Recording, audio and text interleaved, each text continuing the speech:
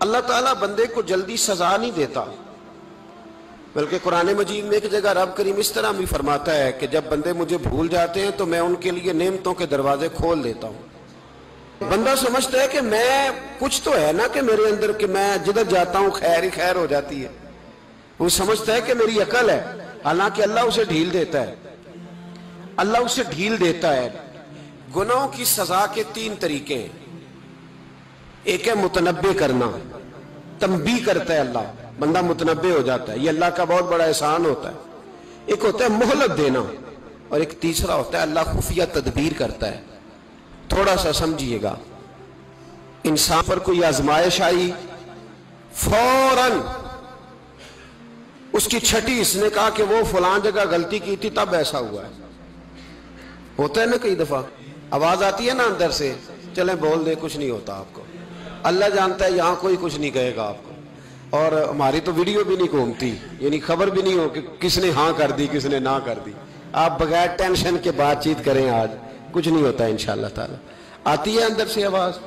میں آپ سے اس لیے ان چیزوں کی تصدیق کراتا ہوں کہ باقیوں کو بھی آتی ہے کہ نہیں، اس لیے تصدیق۔ کبھی کوئی کسی جگہ انسان پریشان ہوتا ہے تو محسوس کرتا ہے کہ وہاں مجھ سے ہوتا ہے نا جی، جس کو یہ نصیب ہو جائے بڑا خوش نصیب آدمی ہے۔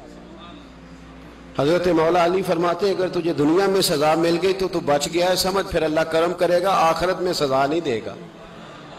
اور یہ یاد رکھ لے، وما اصابکم من مصیبت فبما کسبت ایدیکم ویعفو عن کثیر۔ اللہ فرماتا ہے دنیا میں تجھے جو بھی تکلیف پہنچتی ہے وہ تیرے ہاتھوں کے کرتوتوں کی وجہ سے پہنچتی ہے۔ ویعفو عن کثیر، فرمایا کثیر گناہ تو میں ویسے ہی معاف کر دیتا ہوں۔ یہ جو تیری زندگی میں دکھ ہے نا، یہ بھی میری قلیل سزائیں ہیں۔ یہ کثیر پر سزا، یہ قلیل ہے، قلیل یہ جو تمہاری زندگی میں تکلیف ہیں۔ انسان کو سزا ملتی۔ حضرت فضیل بن عیاض رحمۃ اللہ تعالی علیہ گھوڑے پہ بیٹھے تھے، گھوڑا شرارت کرنے لگ گیا، اچھلنے لگ گیا، کودنے لگ گیا، تو حضرت فضیل بن عیاض نیچے اترے، ایک کونے میں جا کے نماز کی نیت باندھ لی، 2 رکعت نماز پڑھی، پھر دیر تک استغفار پڑھتے رہے، روتے رہے، دعا کرتے رہے، واپس آئے۔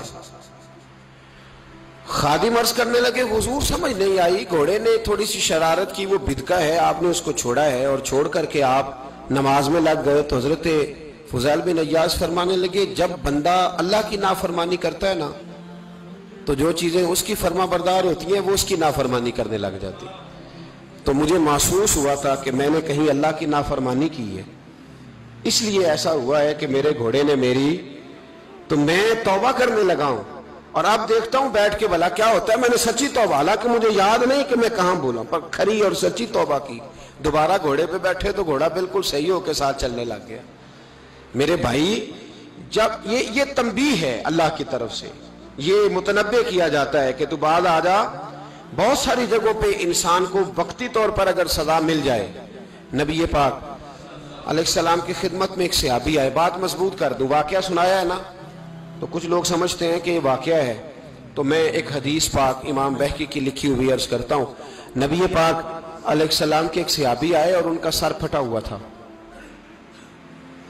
خون بہ رہا تھا۔ سرکار نے فرمایا کیا ہوا؟ عرض کی حضور ایک عورت جا رہی تھی، میری نظر پڑی، ابھی نظر پڑی ہے کہ میرے آگے ستون آ گیا تو میرے سر پہ لگ گیا۔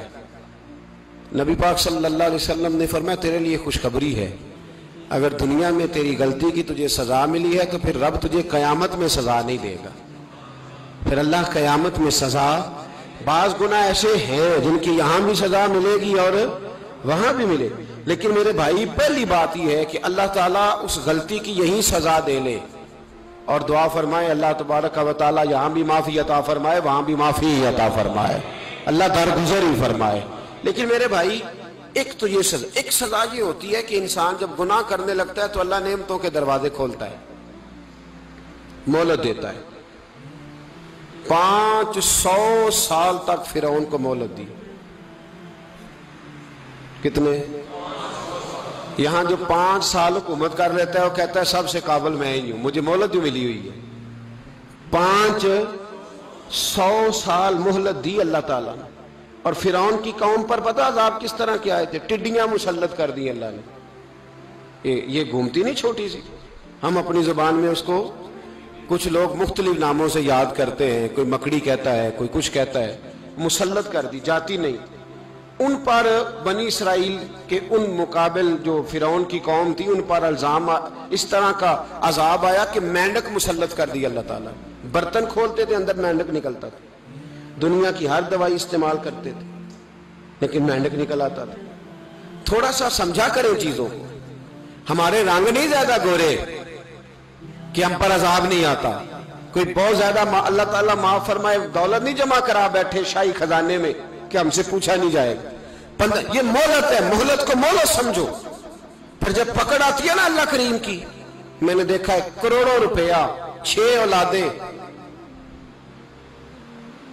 ایک شخص کے بچے باہر سے آ رہے تھے، وہ بندہ بیمار تھا، مجھے کہنے لگا حضرت جی دعا کریں میں ان کے آنے سے پہلے پہلے مر جاؤں ورنہ آ کے مجھے مار دیں گے، دعا کریں۔ اتنی بے سکونی، کروڑوں روپیہ پڑا ہے تو یہ عذاب نہیں؟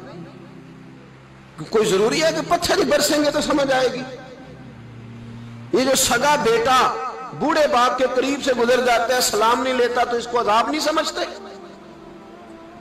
یہ جو امت کی بیٹیاں، امت کی بچیاں، ہماری بچیاں